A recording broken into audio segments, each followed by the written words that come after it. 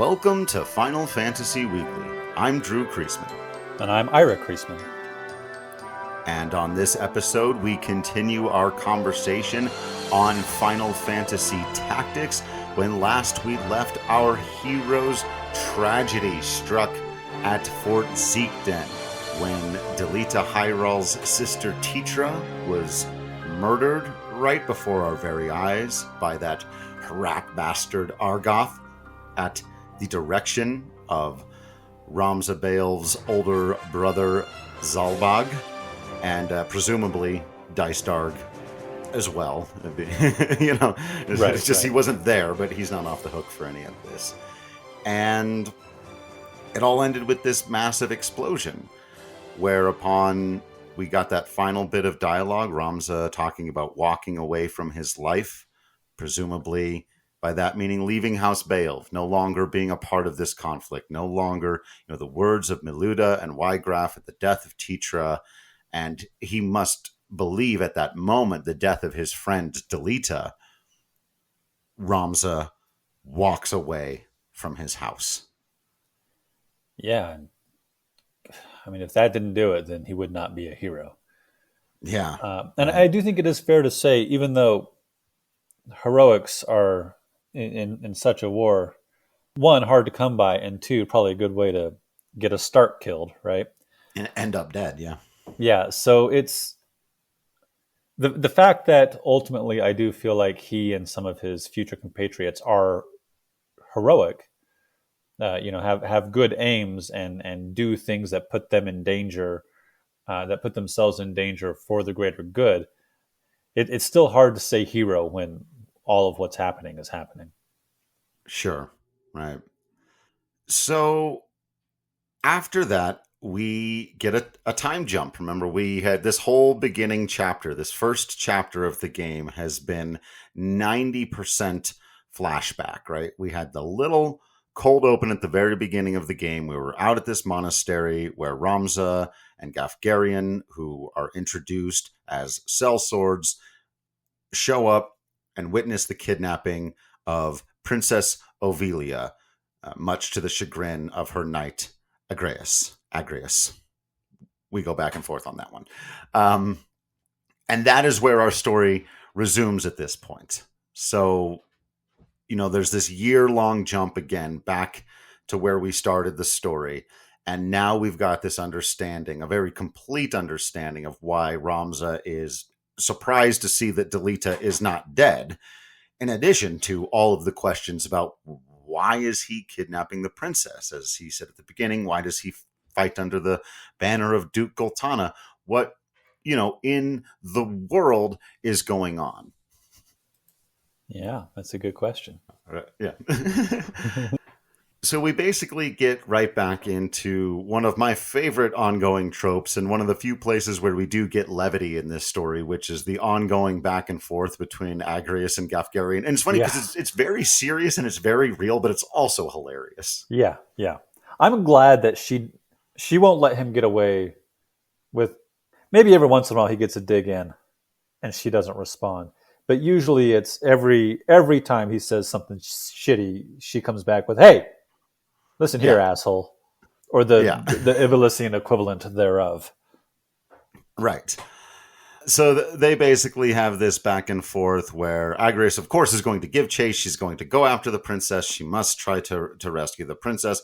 And Ramza hops in and says, I'm going to go with you. I've got to find out what's going on with my friend Delita. Of course, Gafgarian's initial response is, that's not covered by our pay. I find it interesting, and there's a reason for it we'll get to, but you would be right to question, why does Gafgarian say, okay, fine, we'll go with you just because Ramza wants to?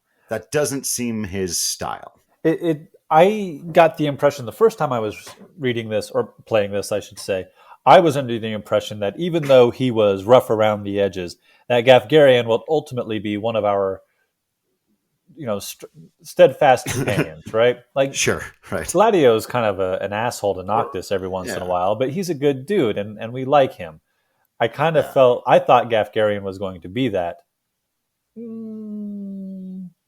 Yeah, or like maybe various SIDS or whatever. But yeah, it's yeah. So again, after a little bit of back and forth, they do decide, okay, this is our mission now. We're going to go after the princess. Mainly, everyone's got their own reasons for doing it, but everyone's got reasons for doing it.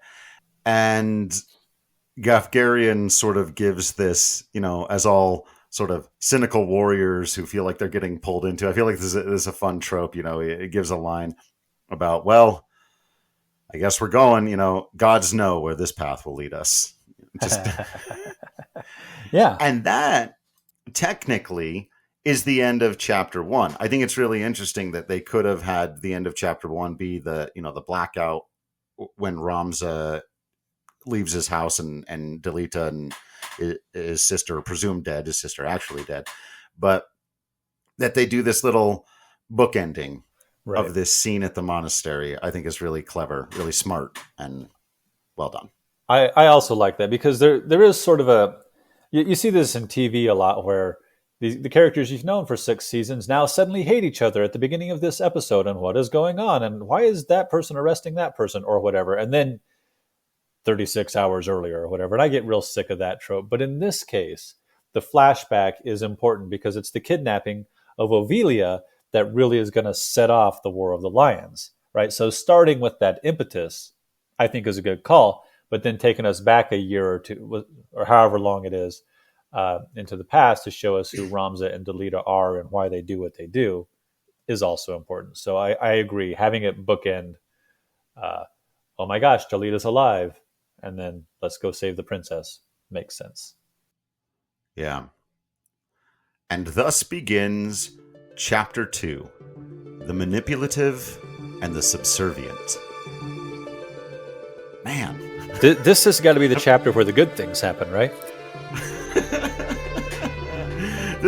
I will say, have we mentioned that the writing in this is quite good? I feel like it's been a little while. Yeah. The manipulative and the subservient. Yeah. All right. Here we go. So I do want to jump in here and try to outline a bit of what's happening and why, and then talk about all that in the context of our actual characters. So there is a mechanic in this game where when you're at a location, if it's a town or a city, you can go to the bar and listen to rumors or get certain jobs that will probably save for later. You can go to the item store, you can recruit people, and so on and so forth. So I want to talk for a moment about the rumors, because we talked an episode or two ago about the 50 Years' War, which is the war we're just getting off of. It was this big war of succession, and I mentioned that we kind of don't really know what's going on there. Well, actually, there is. If you go into the rumors, you can read about the 50 Years' War, and it's not quite a short story here.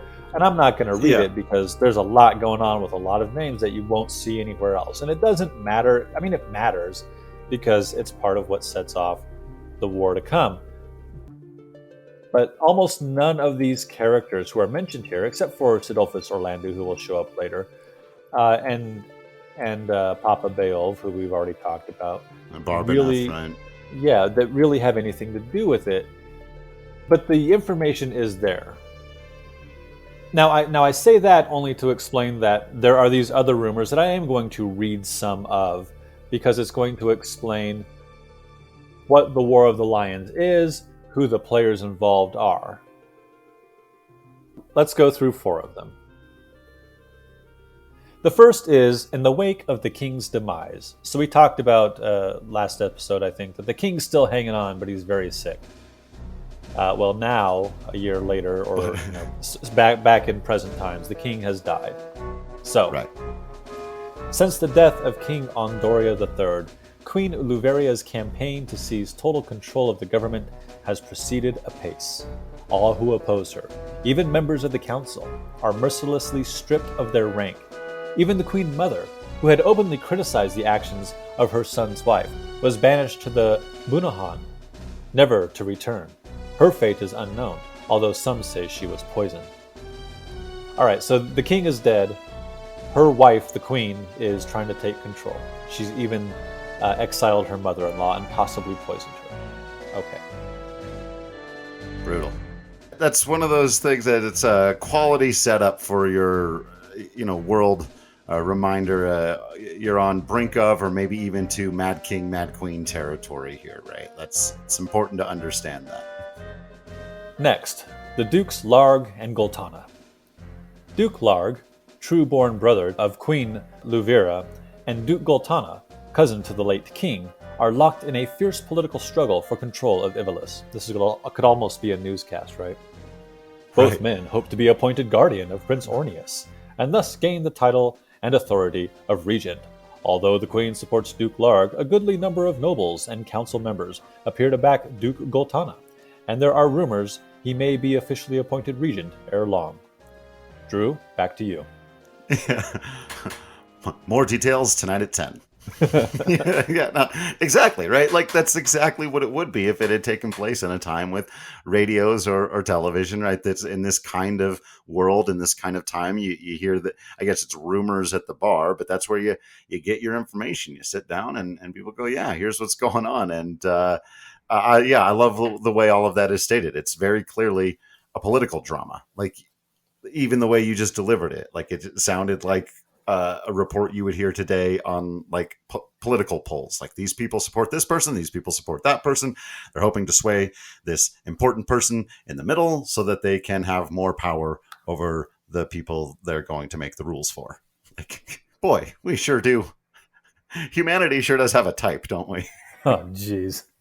The third rumor, widespread peasant revolt. Peasants riot throughout Duke Goltanna's province of Zeltenia.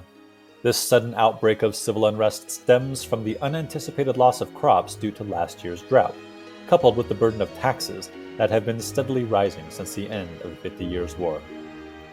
I'm not sure that's unanticipated if the drought was last year and somebody's imposing the burden of taxes, but okay. A group of former knights, calling itself the Order of the Ebon Eye, appears to be fomenting the violence, even as Baron Grimm's Black Ram Knights struggle to contain it. So we got this political stuff going on with the nobles, and then we've got the peasant revolt because there's no food, and they're taking our money. And if George Lucas taught us anything about the importance of your political drama, it's that taxes better be in there somewhere. And he wasn't wrong. Like, we give him shit, and we should, but also he wasn't wrong. I actually love that the tax. I actually love that it's all about trade federation stuff Yes. at the beginning. It's Absolutely. Like, blocked those people's resources. I mean, war more often than not, and this game is getting back to that too. Especially those who actually fight in the war. For the people at the top, it's about power and nobility and family lineage and all that crap, which is what we're highlighting here, right? For the people at the bottom, it's about resources. It's about the ability to live and survive and have a family and have a business. And, so it almost always comes down to that. So that's why the normal people rebelling here is an important part of the 4 pillars that you're highlighting. I wonder if there is a modern-day parallel. Yeah.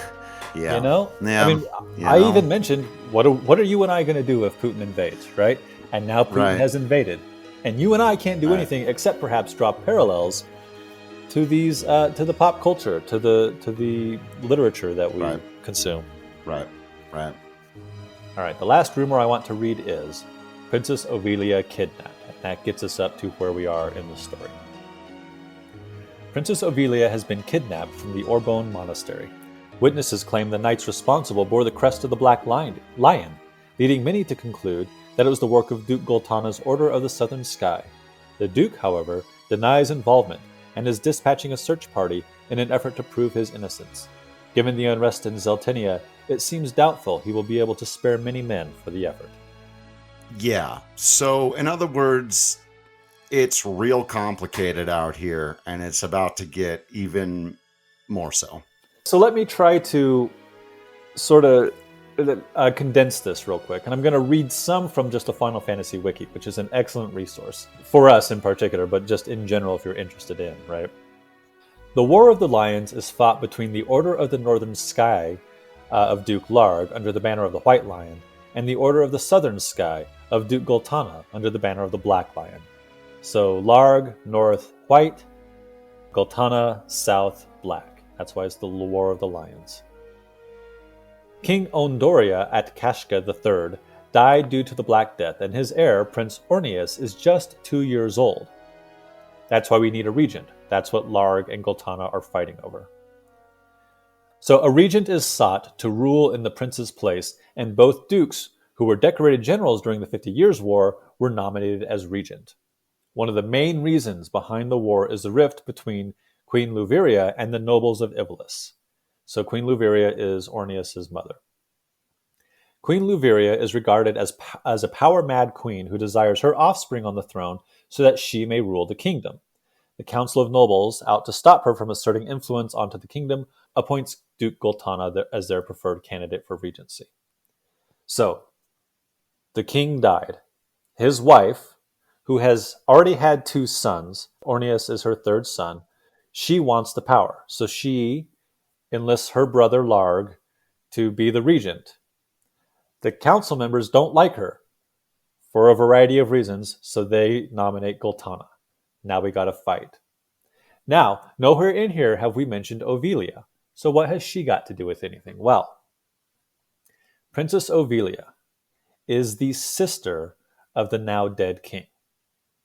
Sister by a different mother, right? So just like Ramza and Alma are bastards to the Beowulf line, Ovelia, I suppose, is a bastard to this Atkashka line.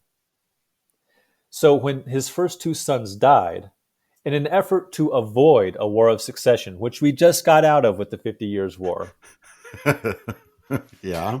the king Uh-huh. adopts What did the his king younger do? sister. He Yes, he adopts did. his little sister. Now I've got an heir, right? Because she's old enough to not die as a baby anymore. Well, so he adopts his little sister, and then his wife bears him a son again. So now the wife, Queen Luveria here, she wants her son on the throne, not the little sister who was adopted. Right? So Ovelia is in the way. Now she's a pawn. So you would think if anyone's going to kidnap Princess Ovelia, it would be the person who is allied with the queen, Duke Larg. But no, it was the southern sky who kidnapped her. Even Goltanna is going to say he didn't do it, but obviously it was under his banner, right? So that's what's going on, with some deception thrown in there that we'll talk about when we get to when it's, the deception is uncovered. But the reason Ovelia is kidnapped is because she is a pawn in all this. It would be Right. her half sibling, I guess, her half nephew, the 2-year-old prince who achieves the throne, or her. Right. And so now, like, she's in the way of Larg and Luveria and Goltanna and this infant, this toddler. Yeah. Right.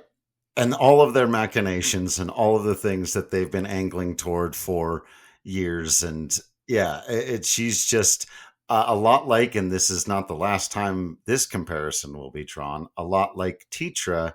She was just in the way. And one of the reasons I bring it up, one of the reasons I want to go through all of that is that all of that that's going on, it's not that it doesn't matter to our heroes, but it's not the story that our heroes are mostly focused on. Right now they're focused on wanting to get Ovelia back because she was kidnapped. And why did Delita do that? But the story that our heroes focus on is against that backdrop of all the other things that are going on. It's not that it's not important. It's just not necessarily what this story ends up being about. It's what influences and spurs on the things that happen that our characters end up embroiled in, which we're Right. not even really to yet. Right, which is, it's funny and interesting, and that's one of the reasons why, and it's fair, and it's, again, based on the same real life lore, but why there are so many comparisons to Game of Thrones, which, as you were going through all of that complicated stuff, I was like, man, Game of Thrones, eat your heart out. Like, character relations. There's a thing famously, and I think I learned about this, it's been a while since I've shouted out Resonant Arc, but from their videos, he tells the story of Yasumi Matsuno sending, like, big family trees and big, like, relationship plots to Hironobu Sakaguchi and explaining, like, this character has that relation to so and Sakaguchi famously kind of responding like, man, this is going to be a really deep ass game. Like, this, what are you making here? Like, all right, go ahead, and he let him do it, and he said, cool, you know, absolutely, go right on ahead. But it's, to your point, like, it's cool and fun, and this is can be similar in Game of Thrones too, to like dive into all that lore and dive into all the past and learn all the names and really have it straight in your head if you want to, because it's all there, and you can make a really cool, fuller picture out of it if you're one of the people who just loves inhaling your art and your stories like that.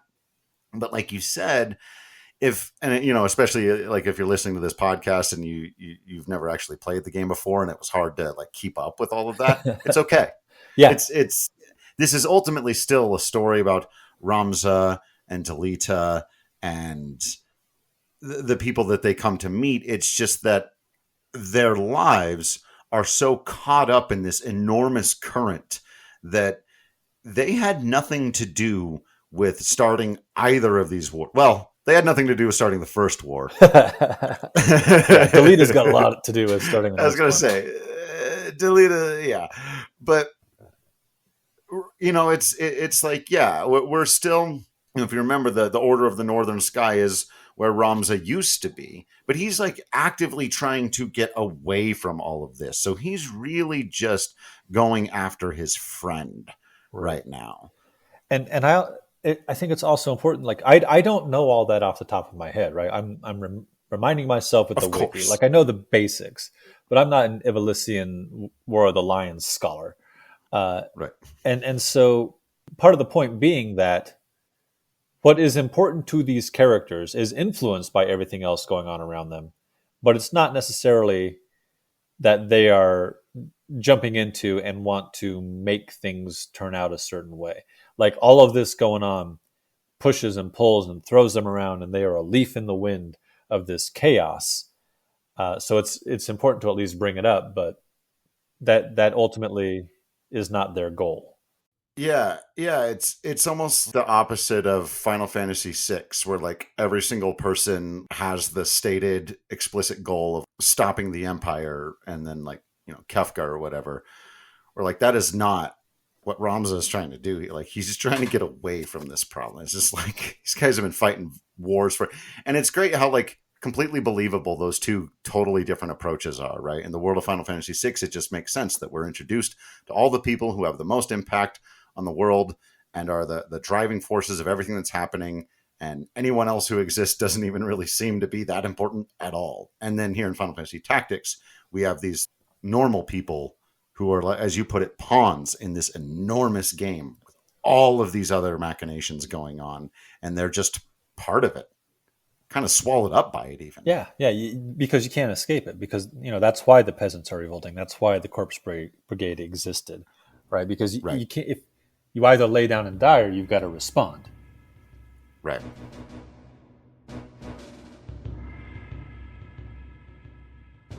So our story picks back up with Ramza, Gafgarian, Agrius, and as always in this game, a retinue of soldiers who are loyal to any of their particular causes, right? And they are on the trail of Delita, who has captured the princess. And on their way, they end up being waylaid in the city of Dorder, which we have been to before, kind of a port city. And as we've talked about a lot in Final Fantasy Tactics, it does this thing where we get what's going on at the place we're about to arrive just before we get there. And we see a guy clearly being bribed to fight us. There's some haggling going on, there's a little bit of threatening going on, a bit of back and forth over the price. And then we get this key point in a line of dialogue that I very much love, because it gives us a clue about who is really involved here and the next big domino that's going to get involved in this entire thing. Yes, it's going to get more complicated, but I also just love that the way it's written, just the comedy of it when the guy finally decides, yeah, he'll take the money and he'll do the killings that he needs to do. He says, "Done, and let it never be said that I was aught but a pious man." Yeah, yeah, that's fantastic because what he's threatened with, the haggling, is he wants more money, of course, and the other guy's like, you know how easy it is to brand somebody as a heretic, Oh yeah. And dude's like, Um, oh, oh, I see.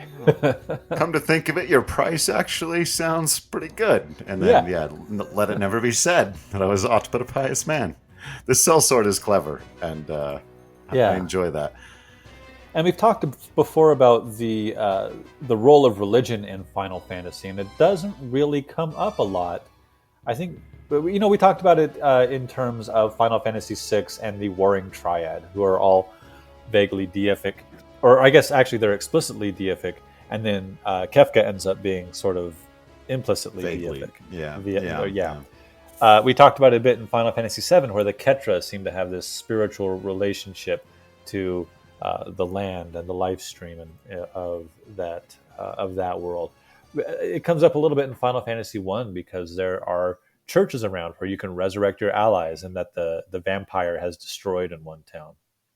So it comes up, but it's not necessarily explicitly. It doesn't play an explicit role in Final Fantasy until now. And I think one of the big critiques of fantasy in general is that religion is almost always explicitly a bad guy. And I think that's a fair critique because it often is. On the other hand, uh, religion can and has been used to hurt people in the past and now. And so it's not, I don't think it's necessarily a bad thing to parallel that historical truth and perhaps critique giant organized religions in this way. Yeah. And it's interesting because we basically are getting our second introduction here to the role of the church in this story. Our first being basically the opening shot after the first cinematic, where we get a very, for lack of a better word, friendly or inviting Ovelia, who seems to be pious in all the ways we would think of as good. And she seems to be doing the right thing, and she's got a knight by her side who is driven by honor and again doing the right thing and all of those kinds of stuff. So we've got that kind of introduction to a way of being religious in this world. And then we have this a guy clearly of the church using the potential to brand someone as a heretic as a threat while he's also paying him money to kill people. Yeah, at below And market value, jerk. yeah, right. And he's ripping them off on top of it. And then he's got all of this religious imagery that he speaks with. He claps back. I do love this. He says, I pray your newfound piety lends itself not to mercy. And then he does it's always a great time when you can get this line believably into any story, into any writing. The sooner speak the devil's name than he doth appear. But it's put to great use here. It's like, hey, I'm bribing you to kill these people. Here they are. I'll leave you to your task. Go with God, and it's so like Yeah. it reminds me of the corrupt religious people in Robin Hood, Right. particularly the Prince of Thieves, which we watched a lot as a kid, the Kevin Costner one, Do where you the guy is remember? really just a scumbag about it. Yeah, yeah. And then Little John tosses, or no, Friar Tuck tosses him out a window. Tosses him out the Spoilers for window. Prince of Thieves. Also, do you remember Disney's Three Musketeers, where Tim Curry plays the Cardinal Yeah. Richelieu? he Yes. and Yeah. he's a scummy pretend religious guy. Wolf in sheep's clothing, Right. right? The pretending to be pious in order to take advantage of. Uh, Yeah. and yeah, also Tim Curry. It doesn't matter how silly that Chris O'Donnell Frenchman No. D'Artagnan It's a movie is. silly I movie, love but it, it's fun. and Yeah. Tim Curry's Yeah. great in it. She Yeah, he is. she says something like, "I would rather die," and he says, "That can be arranged," But and it's just perfect. arranged. Anyway, Oh, that's yeah. getting off topic. I even love this next little bit where the sellsword begins to fight us, and when he realizes who it is, again back to the just overtaking of religious iconography or in the manner of ways people speak. He says, "God speak good. That's Sir Gafgarian. 700 ahead for this." Like he's already like, Yeah. I got screwed, man. I'd have bounced right then and there. But again, Yep. now this guy's stuck. Yeah, Right. stuck. I mean, if he runs away and survives, he will be worse off than Yep. probably being dead is. because Yeah. now he's a heretic. Is he going to be tortured? Is he going to be captured and tortured? Ooh, Yeah. gross. Right. Yeah. Uh, So, I'm going to jump in on your favorite thing that happens here, just real quick. yes. Gafgarian goes, "Ah, an ambush. This day grows lovelier by the hour." And Agreus says, "If you'd not fight, the road home lies behind you, prick." And like she could have left it lie, right? She didn't Totally. have to respond to this. He's not coming after her, but Right. any He's just generally opportunity, complaining. right? Yeah. And And I'm on her and side too. Like, screw this guy. totally.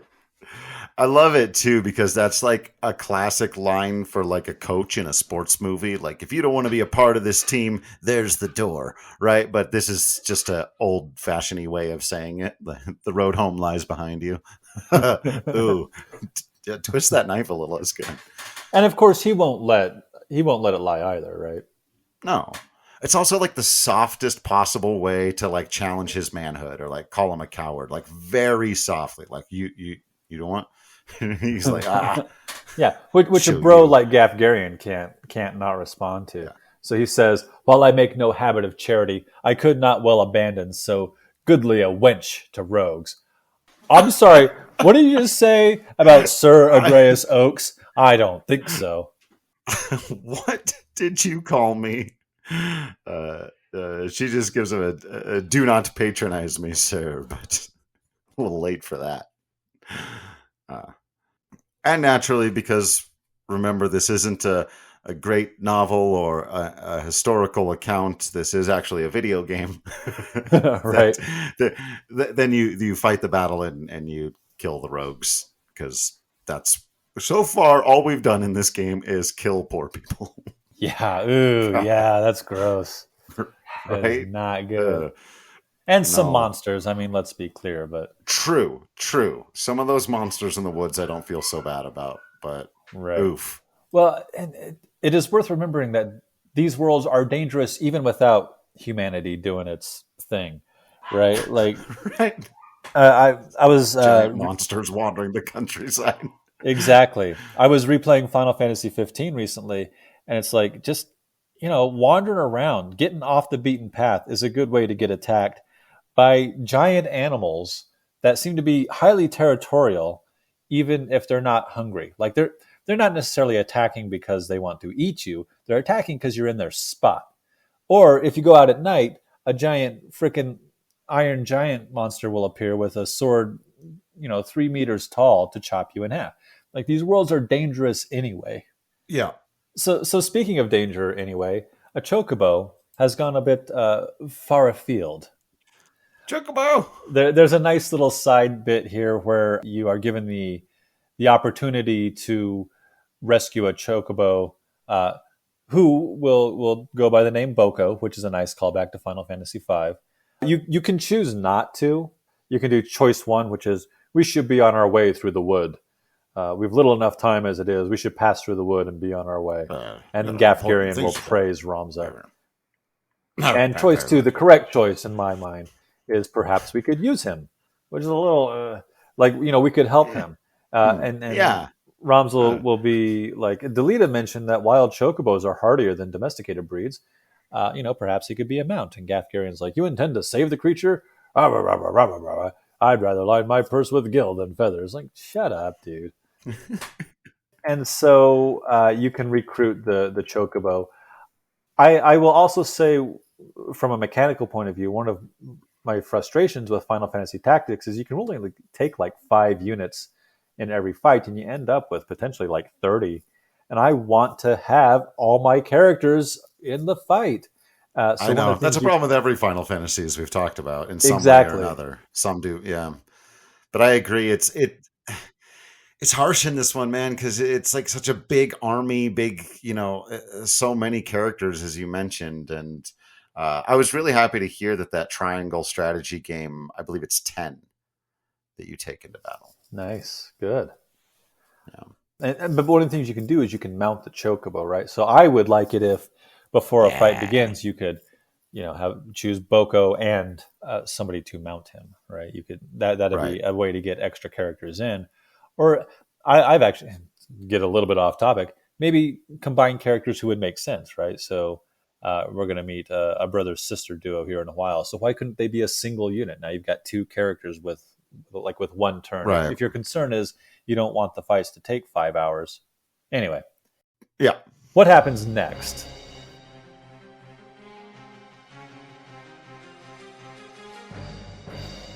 So as I'm realizing is just the custom of Yasumi Matsuno, and that I never had an issue with it or ever necessarily even noticed it before doing this podcast is hilarious. But once again, I guess it's because our characters are always traveling, right? And so it makes sense to start, get us set at what's going on at the place where whatever's about to happen is going to happen. And so again, we are just sort of opened on a scene at a place our characters are about to arrive, and stuff is going down. There's Delita in his shiny new armor, holding the princess back, seeming to defend her from knights on all sides. Wait, defend her? I thought he kidnapped her. Right? So immediately, and this whole thing, by the way, I love this scene because everybody in it is doing something completely different. And this just gets really... Again, this is why scenes like this are so good, and all of that background information is good to have, because it just adds to the depth of every little thing that happens next. So, a knight yells at Delita, "Stand aside, sir, you are defeated. Surrender the princess, and no more blood must needs be spilt." And all of a sudden, Delita, I guess I shouldn't say all of a sudden, a year has passed and a lot has happened. Right. So it's not sudden at all. But Delita is now a much more eloquent and wordy person. And what he's got to say is almost always just dripping with layers and multitudes, and yeah. So he responds, "Do you enjoy the taste of lies? Your orders are to see the princess dead. And once I've watched you feed the falls of her blood, I'm to believe you'd let me live? A witness to your crime?" Nice. Now, wait a minute. Who's kidnapping who? Who's the bad guy and who's the good guy, Ira? Damn it. Right. Yeah. Yeah. Well, Goltanna is the one it was the Black Lion who kidnapped her, except maybe, I don't know. Who are these guys with? Do we know? Right. And so they make it clear they are with the Order of the Northern Sky. Says, of course, he says exactly what you just said. Wait a minute. Now, no, you're with Goltanna. You fly the Black Lion's crest. She's with us. What are you talking about? Except obviously the queen would want her out of the way if she's as power hungry. So it would be the White Lions who want to take her out. I'm so confused. I know, right? So, just as nobody has any answers, our heroes arrive. Again, our party arrives on the scene. And Agrias, of course, goes straight to her duty, trying to save the princess. Which, you know what? For everything else that's going on, protecting Ovelia seems like an overtly right thing to do, like an obviously correct thing to do, whatever else is going on. She hasn't hurt anybody. The rest of these people, maybe Delita's not so bad, right? But protecting Ovelia seems obviously correct, so we can hold on to that. Yeah, one thing I'm really hoping that we can do, I've planned to, is have my friend Eli on the show and his wife to talk about the historical ramifications and maybe even some of the Game of Thrones stuff that crosses over, and some of the real life stuff. And so I wonder if there's a real life counterpart to this, but Agrias is very much Brienne of Tarth, for those of you that, follow the Game of Thrones thing. Just like she swears her fealty to the person, and then she does right by the person. And there are a lot of people with very complicated goals and politics and things like that, and a lot of us really love that character because she's just so loyal and true. And while that may leave room for less nuance, you're right, it's very admirable in a way. And then, if things weren't confusing enough, the knight who's been arguing with Delita sees that Gafgarian has arrived as a part of our party and says, "Excellent, Gafgarian is here, Kill them all. So Gafgarian gives a very Gafgarian response saying, hey, a contract's a contract. Agrius does not take well to it, accuses him of betrayal, and he says, betrayal?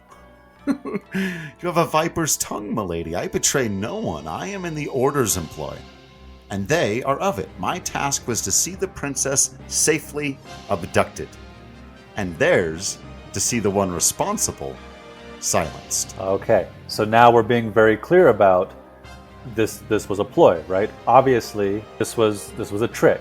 The Black Lion did not kidnap Ovelia. No longer a question. Right.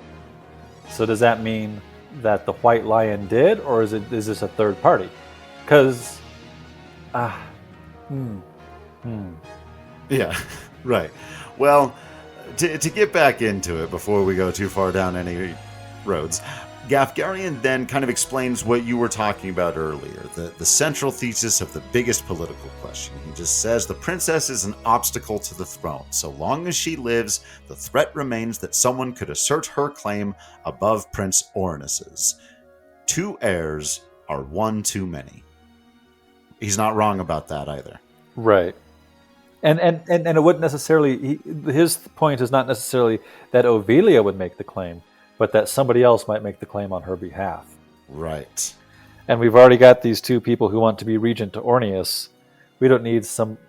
God, now we're going to have 3rd, 4th, 5th parties if this Ovelia girl gets to stick around. Yeah. So then, okay, is everyone on board? Because now Delita is going to, and again, the first time I played this, and even upon 2nd and 3rd times, I didn't realize how revealing this would be. Again, if you had the 30,000 foot view, viewing it through history's lens, you realized here and now, Delita knows way more than the rest of us. Like, he's figured some stuff out since he's been gone. This is going to sound very complicated. We're going to parse it, but here's exactly what he says. If her death is certain, speaking of Ovelia, right? If her death is certain, then let it least not be in vain. Kill her if you must, but let it be held she was taken by Goltanna's men. Do that, and the stroke that fells a problem princess at once brings down a rival lion. That was no doubt Larg's plan all along. Or was it his?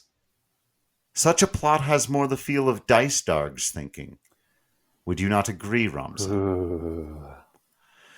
Dude. Because we know Dice Darg is allied with Larg. We've seen them conspiring, except that was maybe. How we were introduced to Larg, was we thought he was being very Dumbledore-y to us and very, they're kids. They went off to do a thing. And he and Dice Darg were being plotty bastards. And part of whatever their plots were included taking out Delita's sister because she was in the way. And now Delita is throwing that back at Ramza, saying, you know your brother plots, you know he's with Larg, and you know that staged kidnappings, like they did with the Marquis Elmdor, are a part of their manipulations and their politicking. And so, if y'all are really going to come in here and kill the princess because you're trying to stop this war of succession or whatever, he just says it like basically, okay, but everyone needs to believe it was Goltanna and not this other thing, because otherwise Larg his plots are working entirely. And you know, he particularly uses Dice Darg's name because he knows that's going to get Ramza's attention. Certainly gets mine. He did a lot there, and without giving away too much of where the story is going, we can't explain all of it, but Delita just kind of put everyone in a spot. Yeah. Essentially. And Gafgarian recognizes him for it. Yeah, he says, that one has the right of it, Ramza. Come and let us earn our pay. And Ramza cuts right back with, you know what? He grew in the last year too. Yes, he did. Because he says, no, not again. I will not watch as sacrifices are made of the weak and innocent. She will not be another Tetra. You invoke my brother's name, I invoke your sister's. Yeah. Like, Yeah, absolutely. this is intense. Like, good Lord. Whew. And so we duel. Right, right. So again, just as another reminder of like how complicated the relationships and everything can be in this game, we end up fighting on the side of Delita with Ramza's retinue, the person we were chasing down, who we thought we were going to have to fight because he had kidnapped the princess. Now we're fighting alongside him and against the Order of the Northern Sky, who both characters grew up with, and against Gafgarian, who we arrived with. Right, right. Just, God, what this a is the fight we're mess. having now. Right, and he was Absolute trying to get disaster. Ramza was trying to get away from having anything to do with the Northern Sky, which is why he Right. hooked up with Gafgarian, who's just a mercenary. But Gafgarian was working for the Northern Sky. He can't get away. Right. He can't. So the reason we Yeah. went over all the craziness that's going on is not because it necessarily is Ramza's goals or what the story is eventually going to be about, but rather because he can't get away. It keeps pulling him back in. So again, this interesting Final Fantasy Tactics thing where people are, I guess, yelling at each other across the battlefield while they're fighting and having conversations. But, now Ramza and Delita have, I guess, right? I would have maybe done this after the fight, but still they do the, hey, you're alive. Hey! Yes, I am. Yeah. But Delita then says, ever your lord brother's faithful hound? Hey, come on, man. I grew up too, jerk. Yeah. Clearly, neither one knows what the other's been up to in the last year. Right. Ramza showing that he's still a bit naive. So, are you mad at me? Like, I didn't know about any of this stuff, man. What's going on? What? And he says, do you now play party to their plots? Why are you getting involved in the politics, I'm man? trying to get away from it, and you're still embroiled in it. Come on now. And Delita gives him 100% smiley politician face at this point. He goes, surely you jape, I came to rescue the princess. I would not see her made a tool for others to use to their own ends. Yeah. Uh-huh. Come back to that. So Gafgarian interjects himself into the conversation and essentially accuses Delita of having been paid to kidnap the princess. Says, do not play the fool with me. Name the man who bought your sword. I think this is really interesting because on the one hand, Gafgarian is a sellsword. He wouldn't expect anybody to fight without getting paid, right? But on the other hand, like we know that Delita is not interested in following anybody's orders, and I think that's really interesting. And Gafgarian does what he does because he's paid to. Argath did what he did because he feels like it was his duty. He was just following orders. Delita is going to do what he does. Like nobody's going to point him at a foe but him, and I think that is fascinating.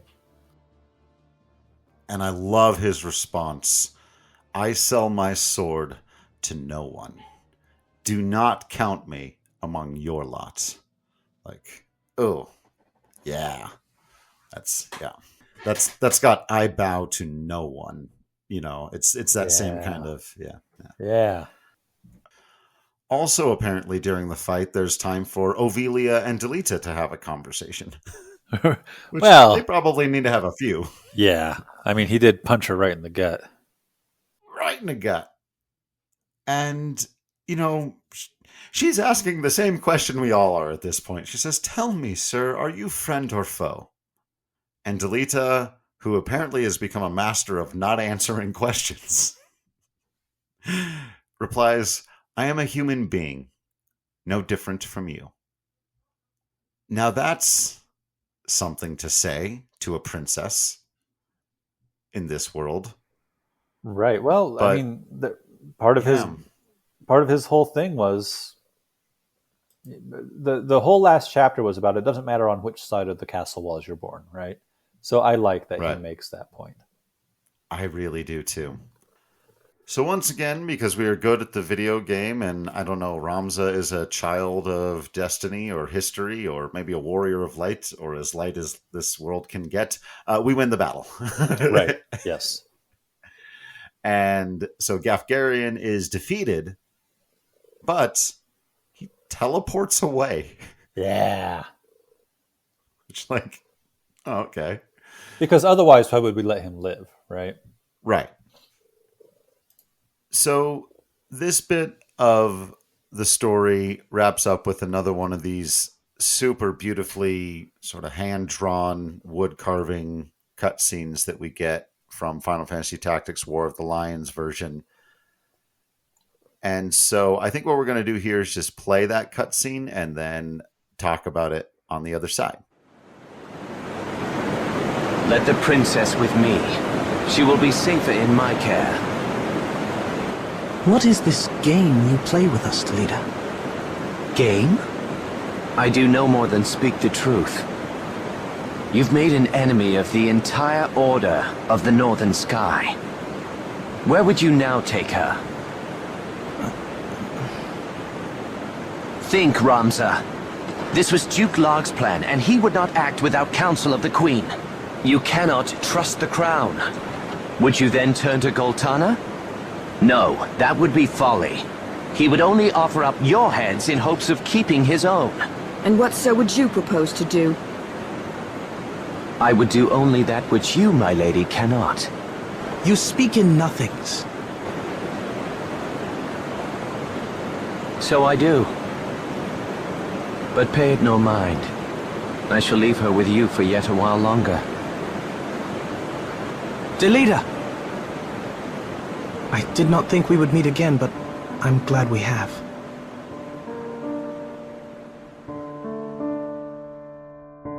It was Tetra.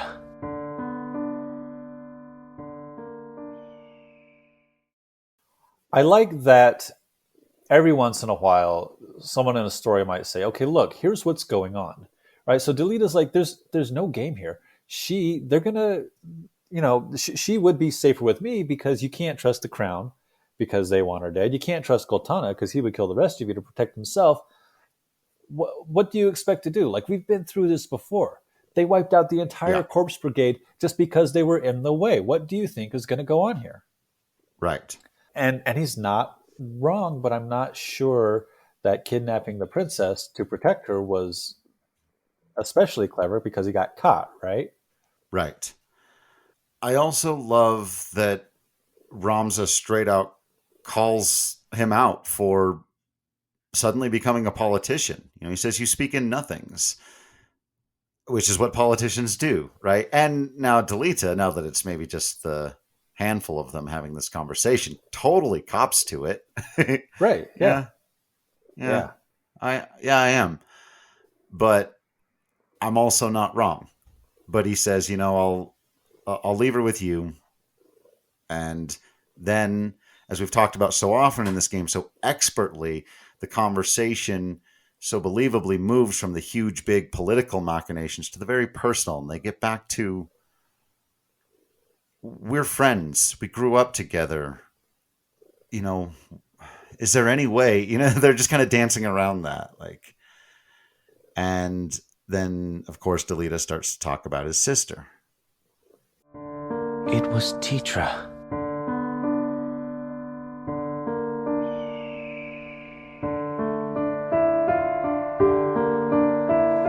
She watched over me then,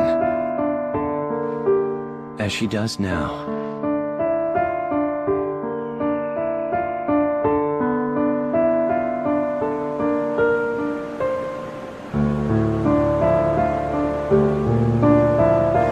Know that you go with my thanks, Sir Delita.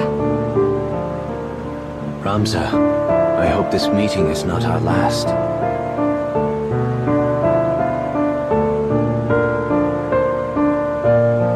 I owe you my thanks as well. But he's right. The Northern Sky will not be long in falling on us now. This is the path I've chosen.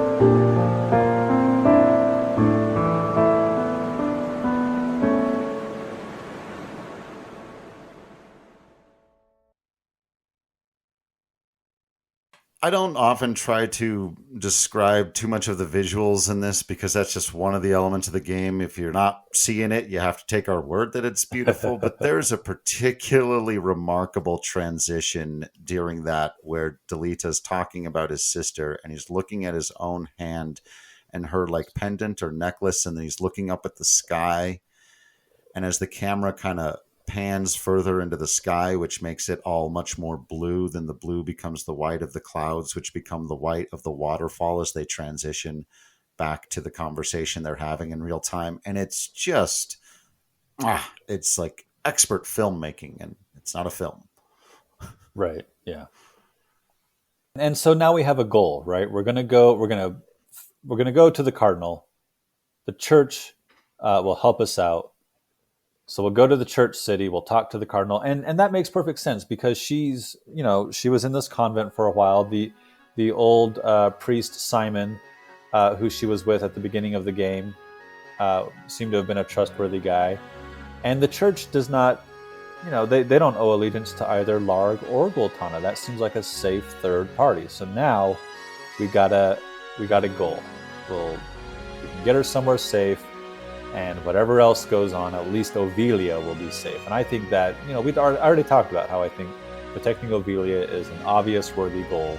Let's do this thing to at least protect her, and then we'll see if we can do anything else about the rest of this political nonsense. Right. So once again, it's back on the road for a journey. This time off to Lionel.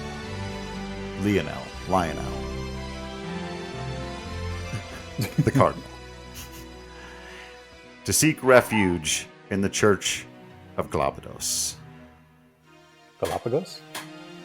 Galapagos. Galapagos. And surely nothing bad will happen. That's it for this episode. Thanks for listening, and thank you to everyone who's reached out to us.